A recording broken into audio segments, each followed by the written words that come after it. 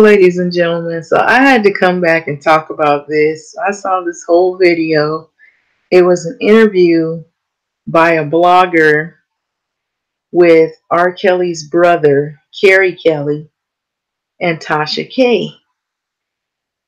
And I had I was taken back by the interview. I was like, oh my God, if this is true, which is really, really convincing. That's all I have to say. And looking at some of the allegations that are against R. Kelly now and some of the things that have happened in his past that have come up about him having women and kidnapping them and keeping them or holding them as sex slaves, and some of the things that have come up more recently about R. Kelly. And then now there's this, I believe there's like a little movie called Surviving R. Kelly, and R. Kelly wants to sue Lifetime. I believe they're supposed to be airing the movie. I guess they already did. I don't know if they've already did or they're about to. Oh my God, it's just so much. It's so much. It's so sad. I remember when I first, was hearing his music, R. Kelly, and how talented he was and still is. In terms of the music. But with all of this going on, it's just really sad.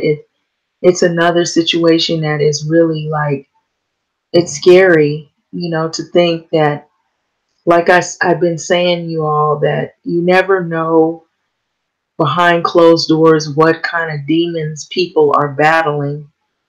And this is definitely a really sad story. And the way this man talks about how there was basically what it sounds like, it was incest, where the older sister was abusing R. Kelly and his brother when they were really young.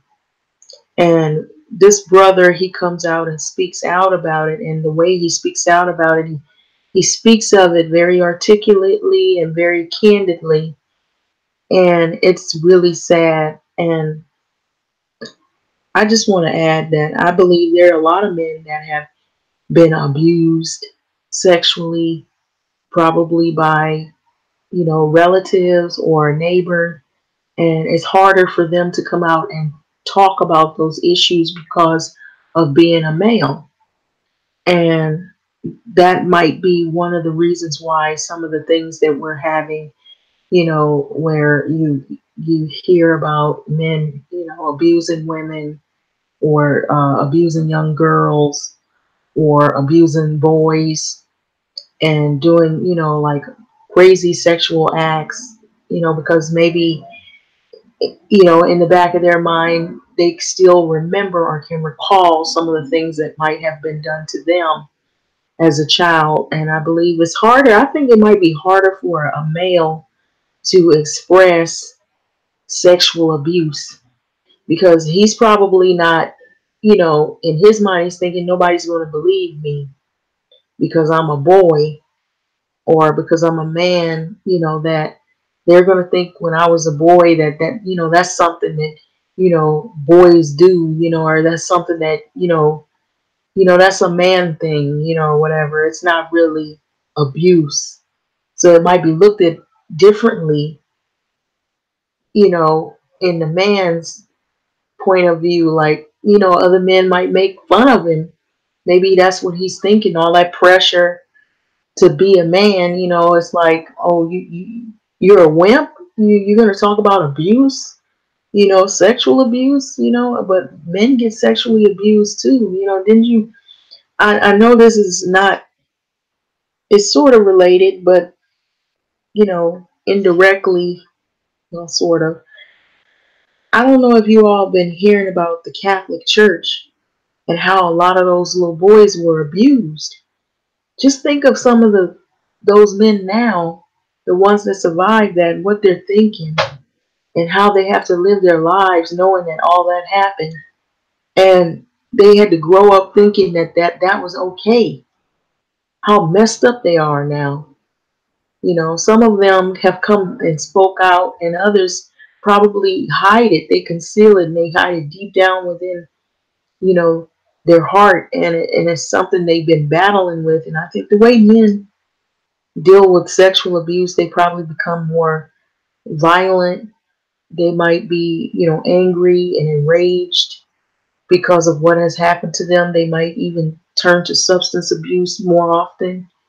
There might be times that they might even take it out on other people, and you don't know where it's coming from. And you know, women will come out after a while and they'll say something happened, or they right away they'll say somebody's done something. Sometimes it may take them a while to say stuff because they're afraid that they won't be believed, because it's looked at when it's a woman, or you ask for it. But looking at this R. Kelly's brother and his story, how the sister did all this stuff, I just, you know, I was disgusted when I heard all of this. And I was thinking to myself, that's just sick. That's sick. And then for the woman to know, if she did this, to know she did this and never be held accountable for this.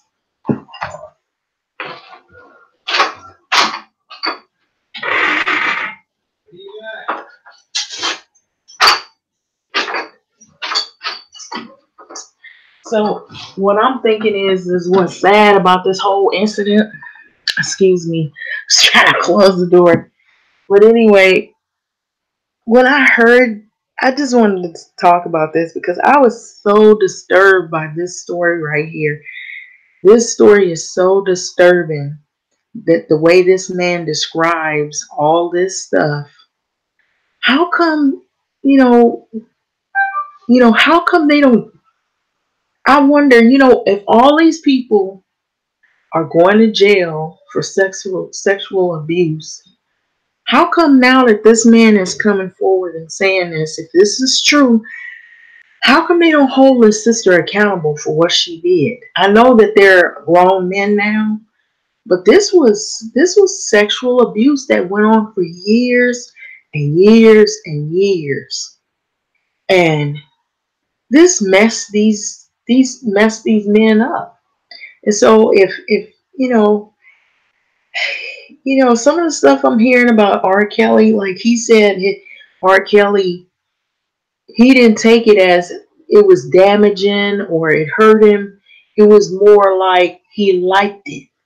That's what the sick part. When I heard that, the way he described how the sister was touching on him and how she would make one go outside and make the other one come in and she would punish him.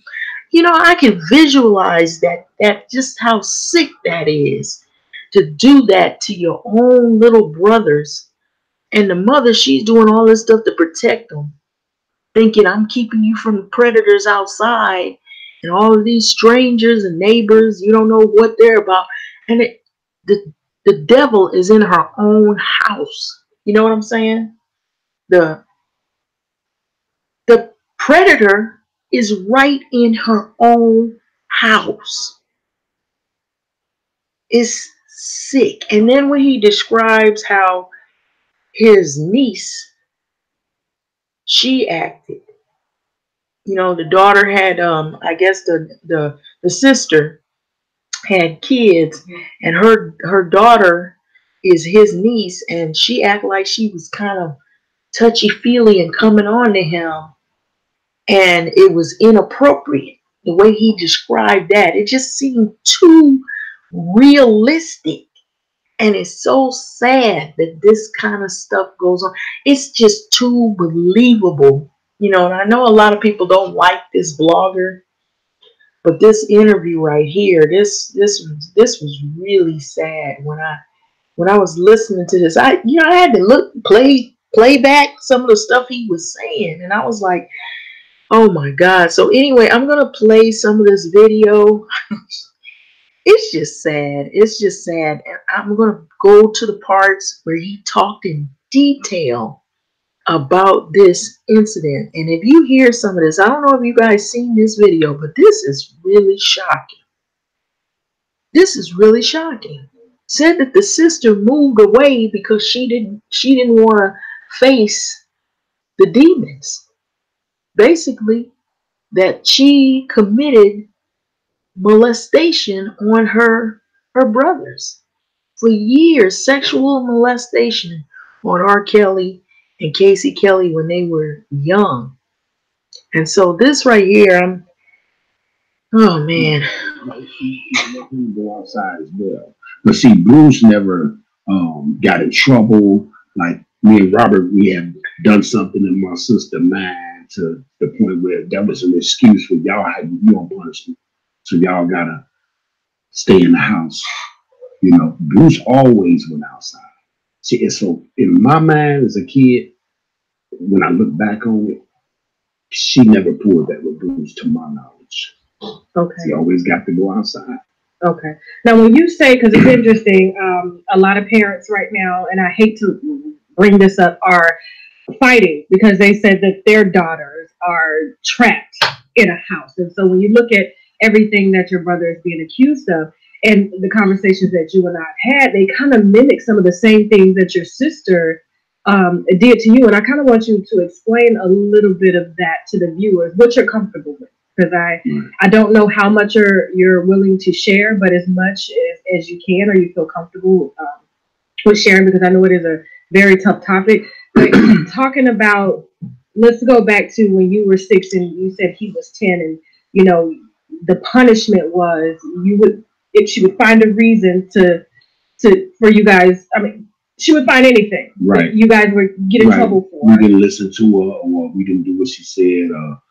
It would be some type of reason why we couldn't go outside and play with the other kids to keep us in the house. You know, she never kept me and Robert in the house at the same time. That never happened.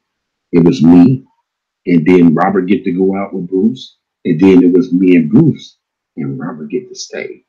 Okay. So now tell me about what went on in the house when you were on punishment for doing something you had no business doing, and your 16-year-old sister was punishing you at 6 years old. Tell me some of the things that she would do. I'm flabbergasted. She wow. She pretty much she would tell me to come in the room where she was. Like when it first happened, I would sit there and I would ask her, "Can I watch TV?" She'd tell me, "No, I can't watch TV. I can't do anything but just sit there." And I guess that she was trying to find a way to approach me. This is before it actually happened. So she told me to come in the room with her. This is the first time that she attempted to touch me. She told me to come in the room with her. And when I came in the room, she was in a robe. Okay. And she opened up her robe, and she didn't have anything on under the robe. And she told me to come over to her. Excuse me. And as a kid in my mind, I'm confused because I know this my sister. I'm 6. I know this wrong. Mm-hmm. And she's way older than me. And first I thought she was playing, but she would, she was insisting on me coming over to her. So I was hesitant, and so she grabbed my arm. Mm. And she took my hand and like started like rubbing it on her private part. And I started crying, and I guess that kind of scared her.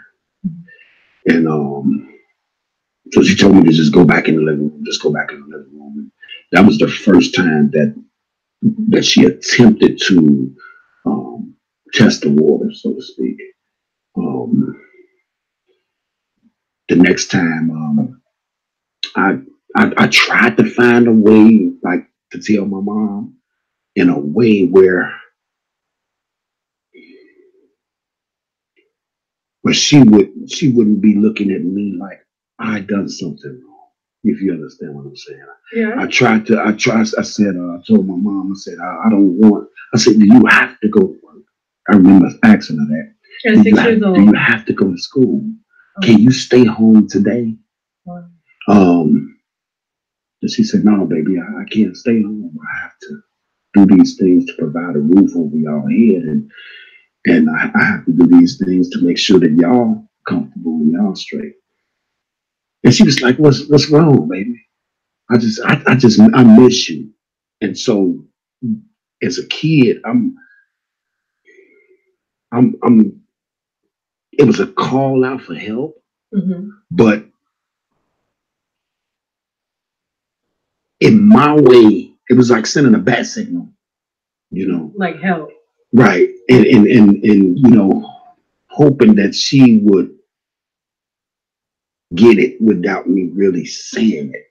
Like, why do he want me? Because me and my mom, we was very close. So Mm-hmm.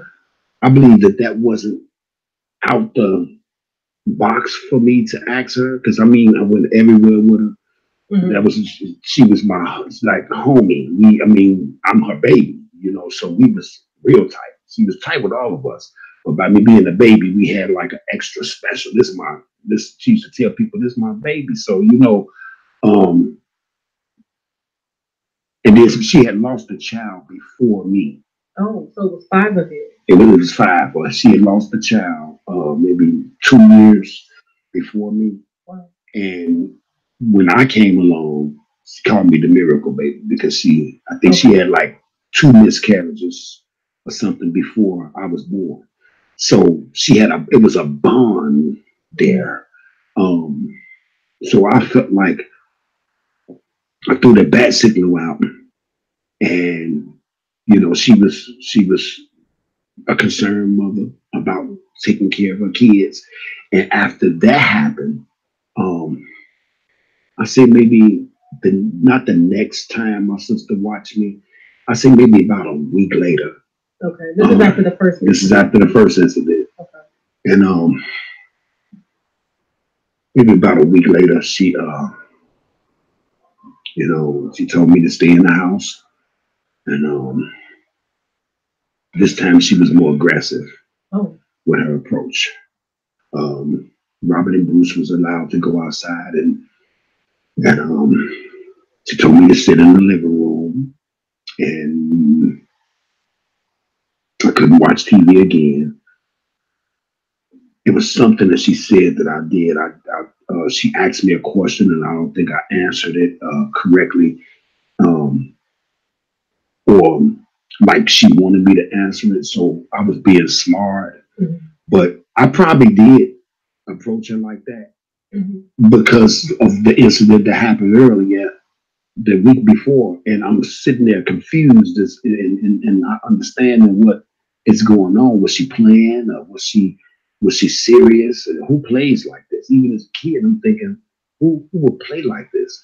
So this time around, she was more aggressive to the point where she just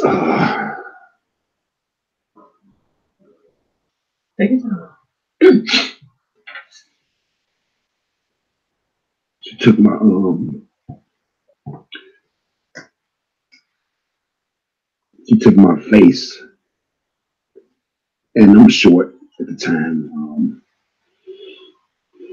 and brought me she brought me into the room from the living room, and she had the robe on again, and she sit on the bed, and she just grabbed my head like this, and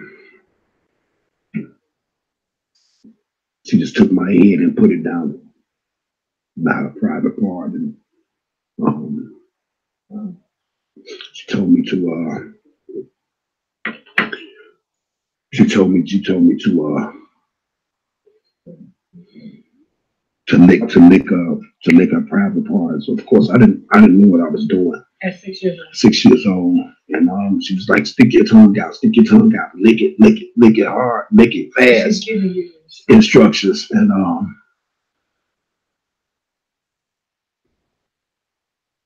I just started crying, you were crying while this was.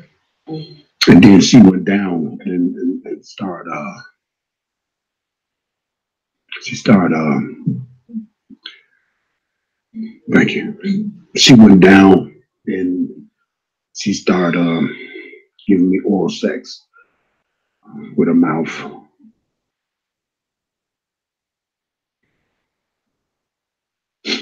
Even as a kid, I'm knowing this wrong, and I'm not condoning this.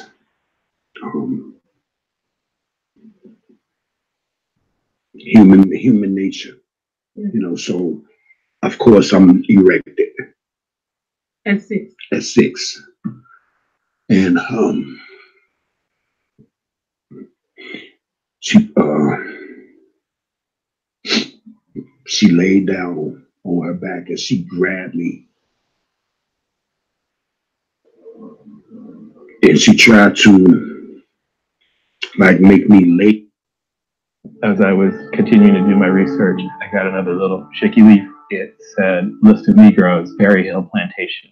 I said, "Oh my goodness, I just found."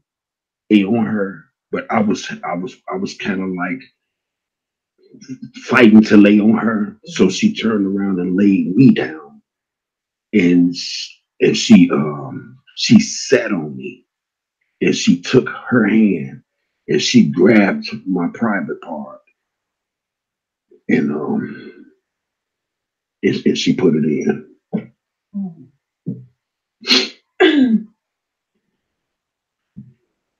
And this went on for how long?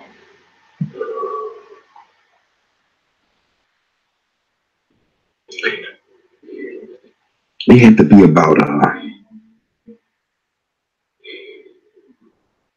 maybe about 6 years. 6 years.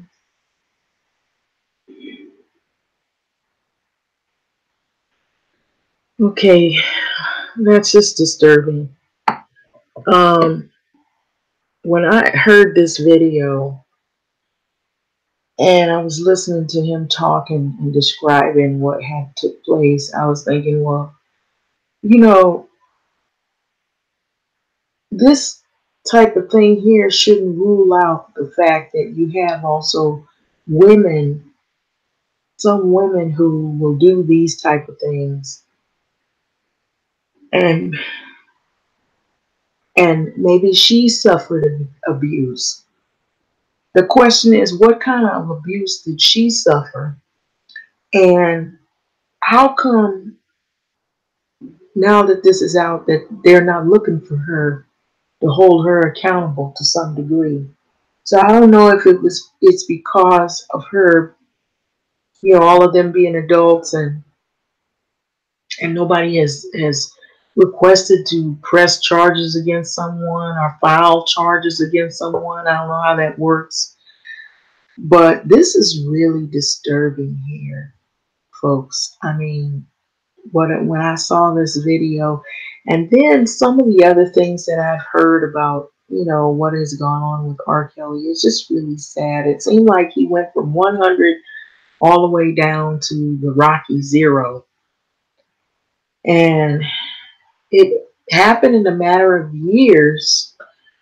I remember when he was with Aaliyah back in the days. And now, from what I had heard, they said they, as in like maybe reporters and back then, because we didn't have like the internet like this, they were saying that the parents weren't happy about R. Kelly getting married to Aaliyah, and that the mother and the father they wanted the marriage annulled, or they wanted them to separate. They didn't want Aaliyah to be married. So we assume that they didn't want that union to go on because Aaliyah was a lot younger than R. Kelly. And we, as young people listening to Aaliyah and during that time, I remember the music and everything, and I remember how talented Aaliyah was in her days, and it struck me kind of odd to see the two of them together so close. And I think people back then were speculating that there was some type of personal relationship going on between them, but it was rather odd because of the age difference. And when that song "Age Ain't Nothing But a Number" had came out, it almost seemed like R. Kelly, helped her do that song because of the fact that they were together, and there was such an age gap between the two of them.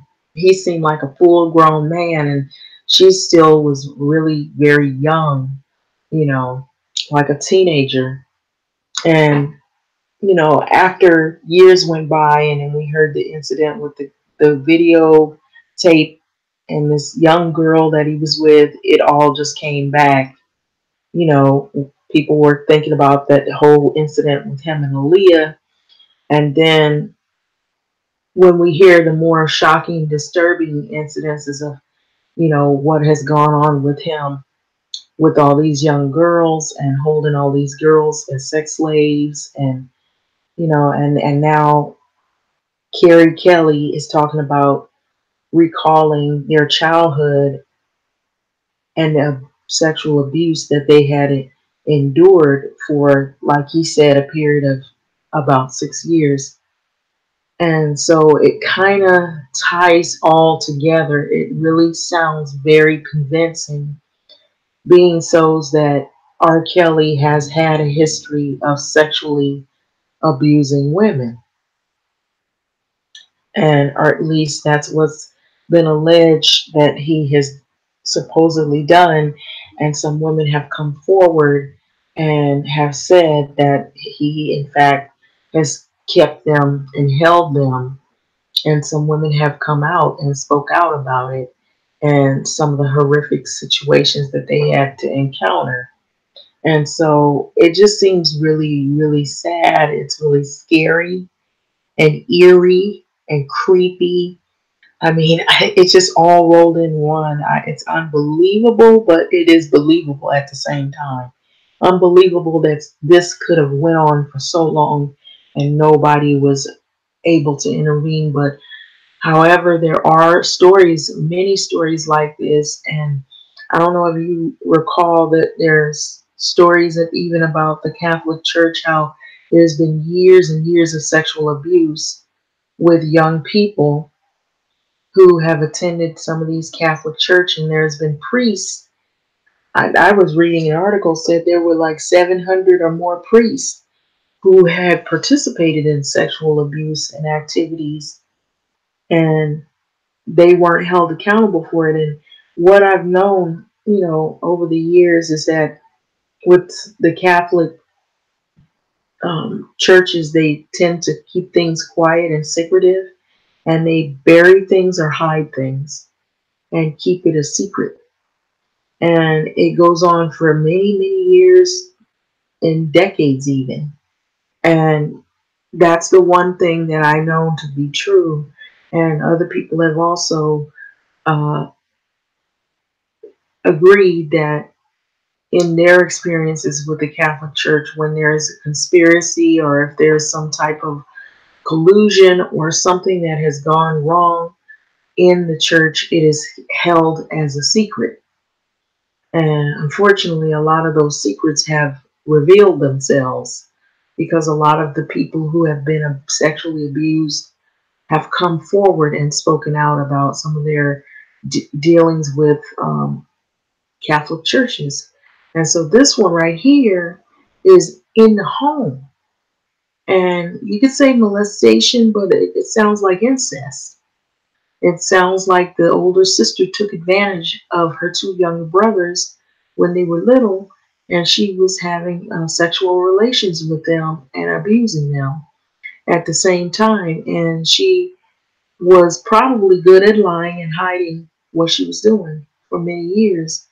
And by the mother keeping her in charge with them, and her being the older sister, she probably believed everything she said, And she probably had a way to manipulate the little boys to make them afraid to come forward to say anything.